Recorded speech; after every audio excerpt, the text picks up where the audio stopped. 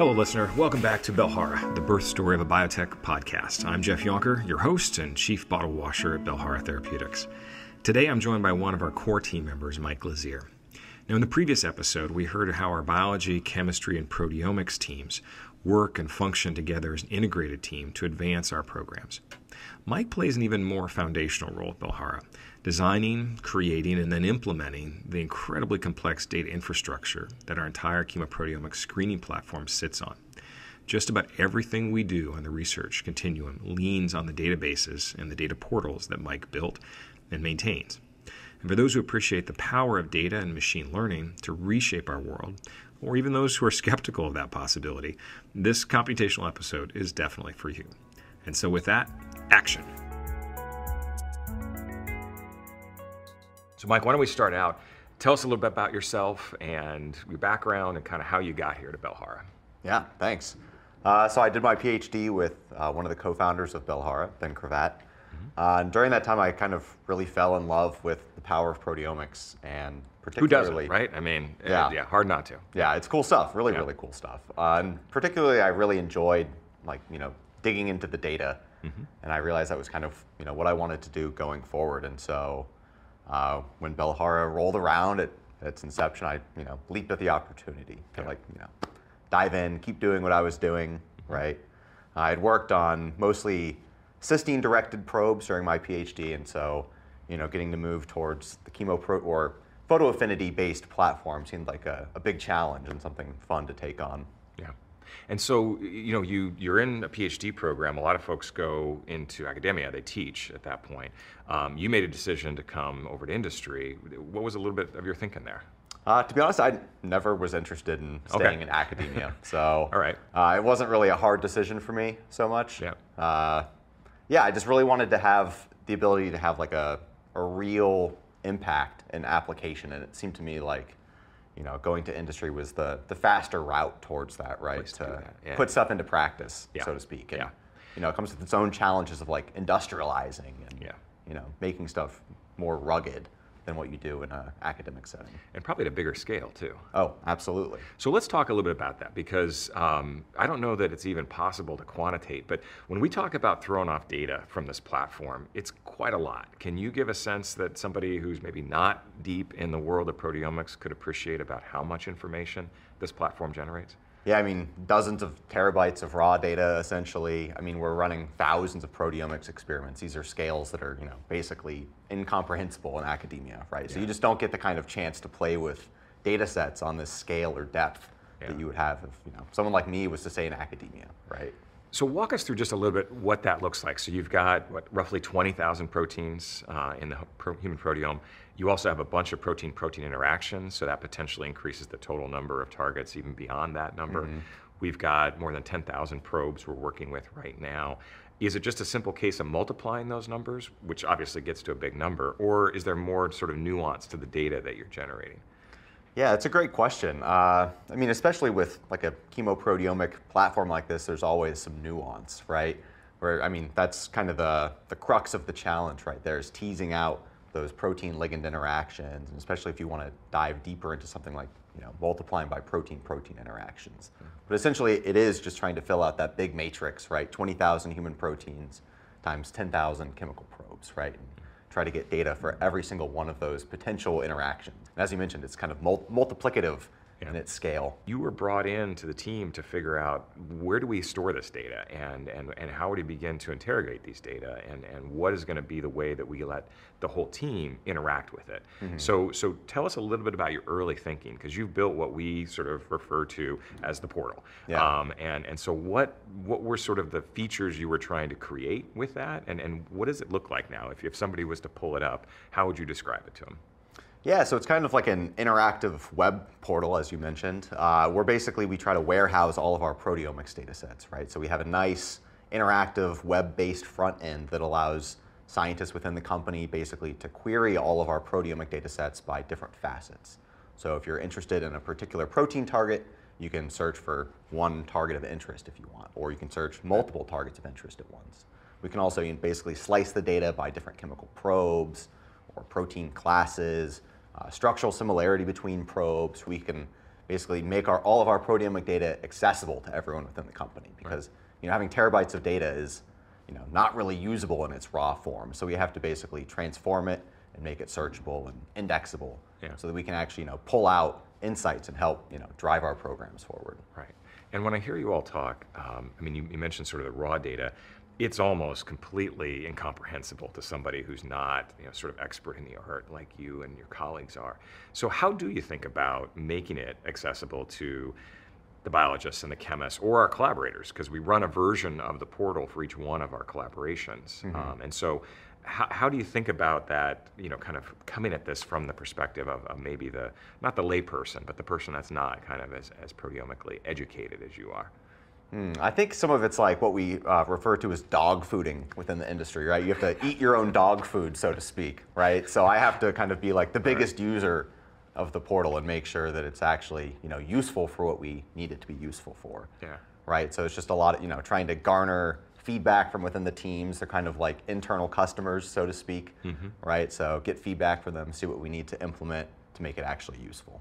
And there's a bunch of external data sources that we try to tap into as well. Say a couple things about that, and how do we think about accessing that kind of information? Yeah, so I mean, proteomic data doesn't live in a vacuum, as we kind of mentioned, right? If you want to layer on information about different cell states or cell cycles or what proteins are expressed in, we need to pull that information from somewhere. And of course, the biomedical community has put together some phenomenal resources. We have things like AlphaFold or NCATS-Pharos, which is a NIH-funded database that collates a lot of information.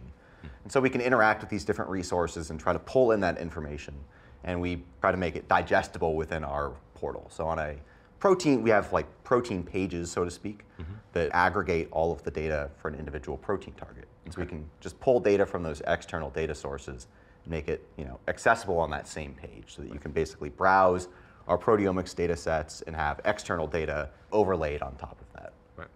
So let's talk about a specific example. I don't know, let's pick something that everybody in the industry is chasing right now. FOXA1, right? Cancer target that we all are eager to test. So if I wanted to dig into that, what would going into the portal show me about FOXA1? You would open up your web browser, go to our internal portal website, and then there's a search bar, and you just type FOXA1 into it, and it will take you to a page, and we query the database, and we pull all of the information for FOXA1. So across thousands of experiments, we'll aggregate all that data, put it in a digestible form, so we'll show which chemical probes most strongly engage FOXA1, right? Then we'll add in, if there's structural information, we can put any other relevant information about its expression across cell lines, links to publications, any information we can pull, we want to put on that one page and make it easy to use. So I think one of the things you just highlighted that we need to kind of surface a little bit more is it's not like we come up with a silver bullet that out of that screening process that just sort of hits that one particular protein and does whatever we need it to do to it. It's also the case that there's a lot of interactions, right, between chemicals and proteins of varying degrees of intensity and significance. That's a lot of the art, right, is trying to figure out of these many data points, which ones do you tease out and say, okay, that's actually significant and worth pursuing? Yeah, it kind of goes back to what we were talking about earlier with that big matrix and the nuances involved in having like a chemoproteomic platform, right? It's not just a binary interaction between a ligand and a target, right? There's relative strengths and affinities for all of these different ligands. We want to fill out that big matrix, but have it in a format where we can actually see probe A versus probe B versus C versus probe 10,000, right? Which one most strongly engages this target? And of course, you can glean a lot of extra information when you layer on those kind of relative affinities, right? You can correlate that with different features of the ligands themselves or features of the protein. So it gives you really a lot of extra information over just a binary yes or no they interact. And so if you dream big, and I know you do, you think a lot about these data and how we're going to eventually use them and kind of where they might take us. So if you think 5 or 10 years down the road for this data set, which is just mushrooming, right, as time goes by, what do you think it enables? Yeah, it's a great question. I think if you kind of think about the continuation of that big matrix of chemical probes and their individual chemical features versus proteins and their features, it's a big matrix that you can fill out with those binding affinities.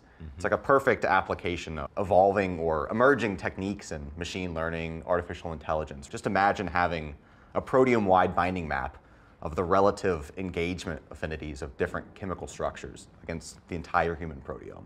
It's super powerful, right? I mean, you can imagine it really enable faster drug discovery. If you could query that matrix and say, what chemical features will give me the best chance of engaging this protein or this protein feature, right?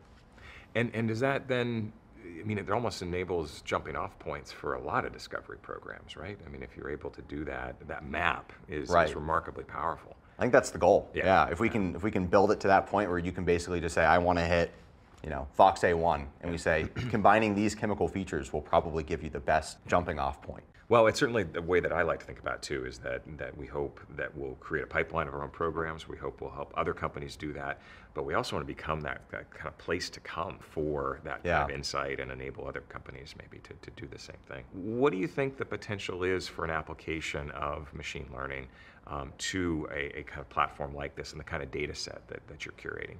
Yeah, I think chemoproteomics is in a really unique place because not many other kinds of drug discovery technologies can give you a matrix like that. It's kind of something that's only uniquely enabled by a platform like this. In particular, one that's like photoaffinity driven, right? We're not limited to engaging certain amino acids or certain protein features. So I think we're in a really unique place to be able to leverage that. If you can build out a deep map and you can train models, different kind of ML models on them, then I think it's just going to be super powerful. One of the things I've heard people talk about is that training set is actually one of the most critical pieces. ChatGPT and other things are working from a training set, which is the entire internet. So there's enough data there, massive set. So part of the massivity of our data set you've already spoken to, but talk about the quality of the data, because that's got to be part of it too. If your data is not particularly consistent in quality, it's not going to produce good predictive results. So talk a little bit about the data quality that we're starting with and why that may open up opportunities.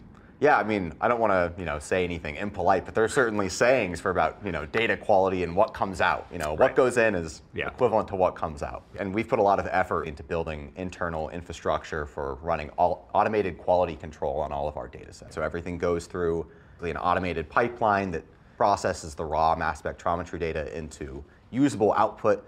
We run checks across it, and we flag samples for rerunning if they don't meet our standards, because we know that if you put bad data in, you're going to get bad data out. Right. So is it beyond the pale to think that in addition to maybe predicting what chemical structures will most likely interact with the protein, you could get to the place of predicting functional pockets or being able to predict protein interactions or some of the things that have really been fairly elusive to us? Or is that still too far off on the horizon? I think it's definitely possible as we get closer and closer. Particularly leveraging these with site of labeling or site mapping on individual proteins can really give you that extra piece of information.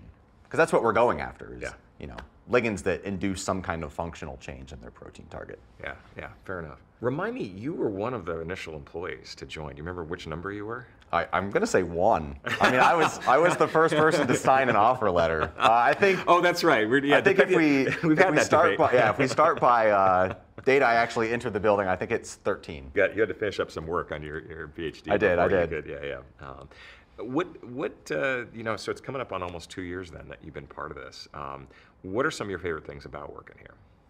I'd say Belhar is like a really authentic environment. I think a lot of other companies have core values that are kind of just words on paper, but it feels like the reality here. We're really focused on communication, trust within teams, teamwork, not just within a functional team, but across teams. And I think that we really make that happen in practice. What's something you like to do when you're not here at Belhar? I love doing outdoor activities. I'm a big backpacker, climber, hiker, so getting away from the keyboard, basically. And getting out of the. How much time do you actually get to spend in the lab? Because you're grappling with the data so much. I don't go into the lab at all, actually. Do you? I've hung up my pipettes, so to speak. And you go to that trade-off? I am. You and the you and the database are spending a lot of quality time together. Excellent. Hey, Mike, it's been a pleasure. Really appreciate making the time and sitting down and talking with us. Yeah, thanks for having me.